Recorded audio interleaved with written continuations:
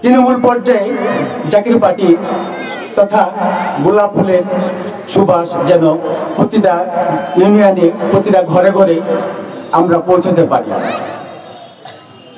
Zakir party একটি আদর্শ কেন্দ্রিক দল। এই দলে নাই কোনো হানাহানি, মারামারি, কাটাকাটি, টেন্ডারবাজি, জমি দখল। তাই আমরা যেন এই সম্পূর্ণ মেসেজটা প্রত্যেকটা ইউনিয়ন, প্রত্যেকটা পাড়া মহল্লায়,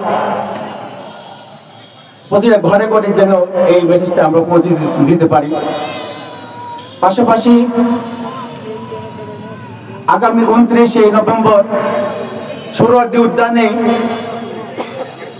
হিজবুল্লাহ ইমামের খাস হুকুম যেন আমরা সকলেই হাতে হাত মিলিয়ে জনসভায়, বাস কাফেলা বা বিভিন্ন কাফেলা করে আমরা যেতে পারি।